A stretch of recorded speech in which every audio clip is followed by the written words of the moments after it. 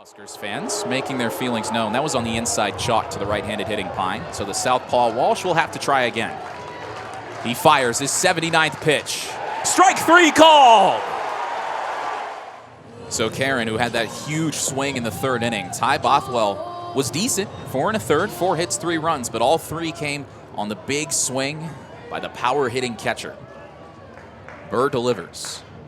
Karen hits another one well deep to left. Goodbye! It's onto the concourse. 4-2 Huskers. Will Walsh, the man who has not pitched more than 6 innings in a game this season, will try to close out a complete game and keep Nebraska alive in Omaha.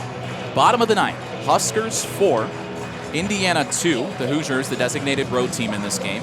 But you wouldn't know it by all the Husker fans cheering on their starting pitcher who has been fantastic today.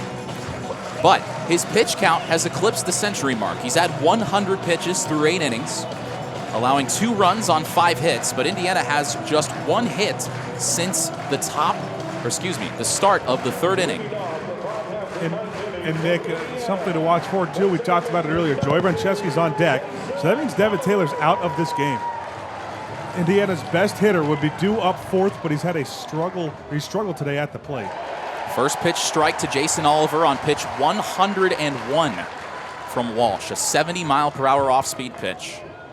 And something to note, Andrew Wiggins does have a bat in the Indiana dugout.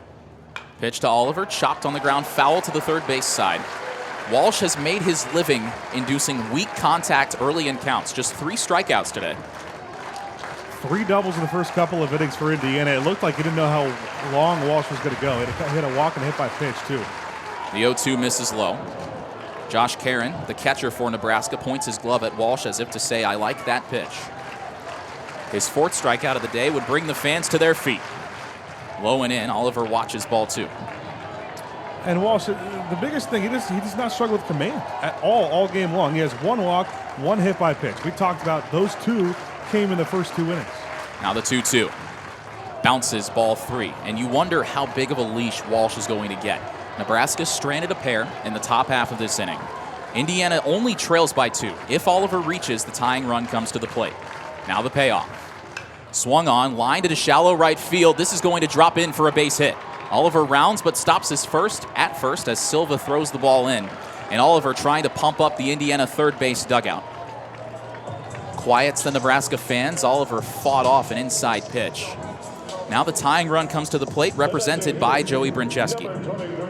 Andrew Wiggins, something to note once again, Andrew Wiggins puts down his bat, and Cal Sefcik picks up a bat because it looks like it is going to be the lefty. Now, if I was Mercer, I would pinch hit both of them, one of them in place for Stadler. First pitch, taken outside, a throw behind the runner. He dives back in safely. Brancheski 0 for his last 10, dating back to the middle game of the Michigan series in Bloomington, which took place 8 days ago. Brancheski did not play on Thursday. Oliver off first.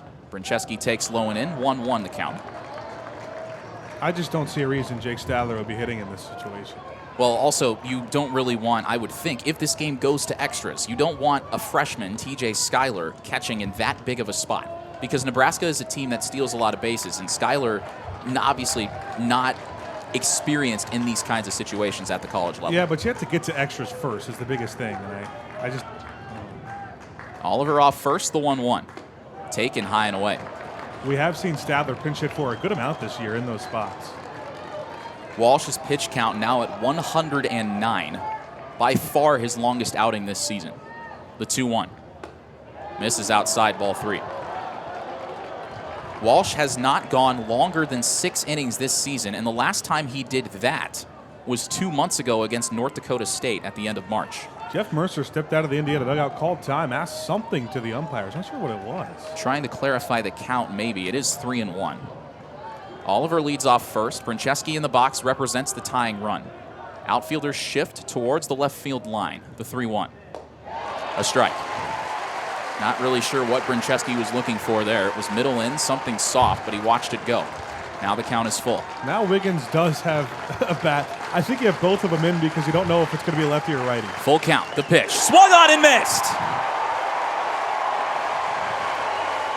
2 outs to go for Will Walsh.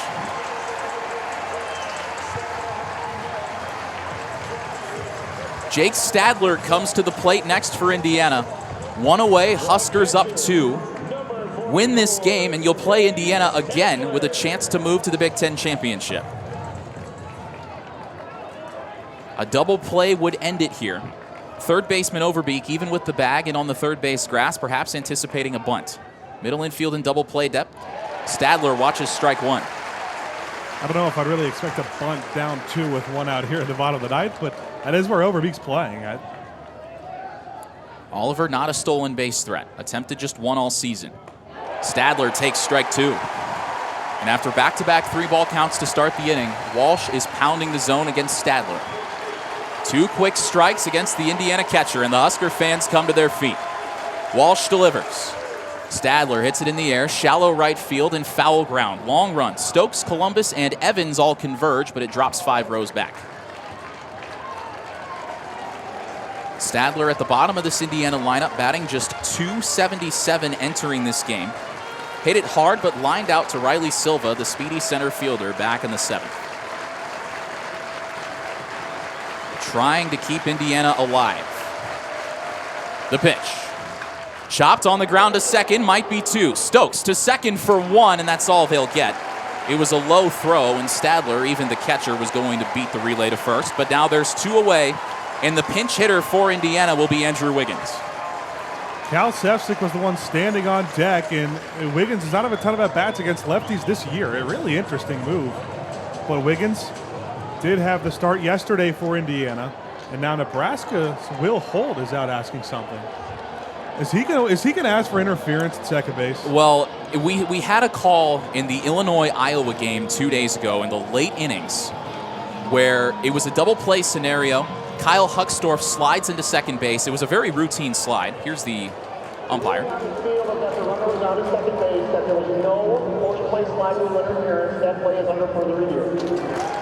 And I guess, you can't take the challenge with you, so you might as well use it. But we had the interference call in Illinois-Ohio State. It looked like Illinois-Iowa.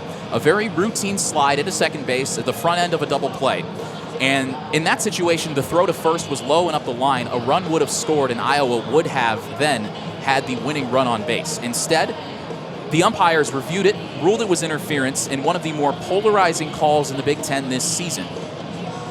And now Nebraska's Will Holt just saying, okay, well, I can't carry it with me. This is as close we're going to get to being able to use it. We'll look at the replay here.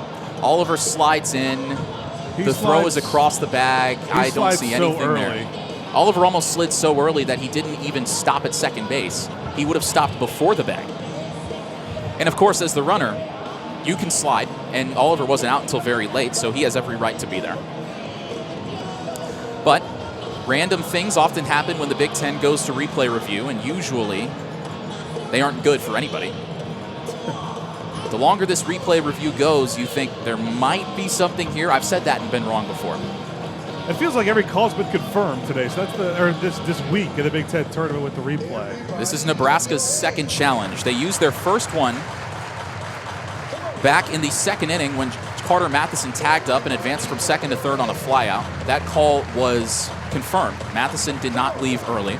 Now the umpires exit the tunnel. Again, reviewing for interference on a slide into second base. Here's the call. After further review, the call on the field is confirmed. There is no. In the least shocking development of the day, that call does not change. There was nothing there. I still think this might have more chance of being interference than yesterday's Illinois-Iowa game. I mean, it's about 0% to 0%. But exactly. Like you said, weird things happen when Big Ten goes to replay, and every call's been confirmed, it's felt like.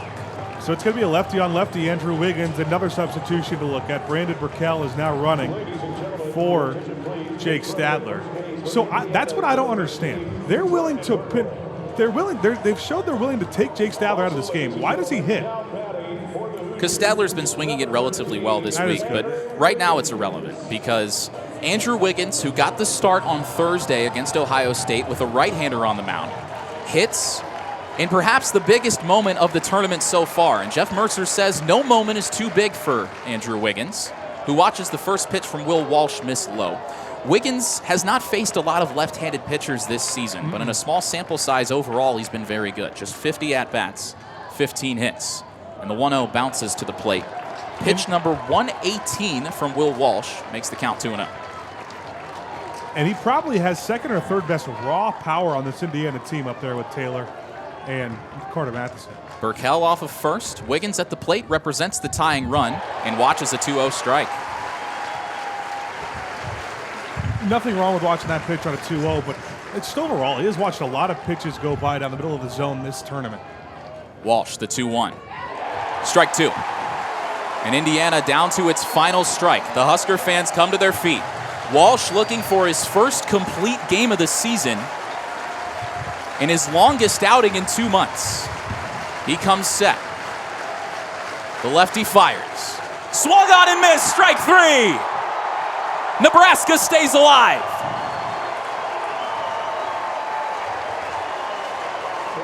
The players are mobbing Will Walsh on the mound. They come storming out of the bullpen from the gate that never opened during the game. His second career complete game, both of them here in Omaha. There are not enough words that could be used for coming in an elimination game like this and pitching a complete game. ERA over 5 all season, hadn't gotten more than 6 innings all year. And on the flip side, Indiana has put themselves in a really tough spot. This game had every single thing that could possibly go worst case scenario for Indiana. The only thing that you could take an advantage from is the fact that you did only use 2 pitchers, but those happen to be 2 of your most trusted arms throughout the year. Will Walsh, the Nebraska starting pitcher, who only pitched longer than 5 innings twice this season, throws a complete game to send Nebraska to a second date with Indiana later tonight. Walsh, 9 innings, 2 runs on 6 hits, a walk, and 5 strikeouts, 121 pitches, 85 of which were strikes. And now Indiana almost feels like they are on the back foot quite a bit, because the Huskers, with the home crowd, having used just 1 pitcher after they used 5 in 7 innings against Ohio State, a game in which they gave up 15 runs.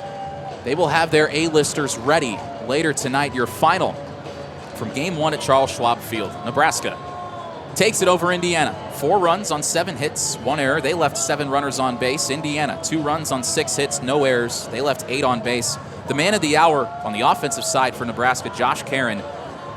He had all 4 of Nebraska's RBIs on a pair of home runs. The big 3-run homer in the 3rd inning gave Nebraska the lead. They didn't give it up. Caron added another on the insurance homer in the 8th. Indiana left the bases loaded in the 2nd.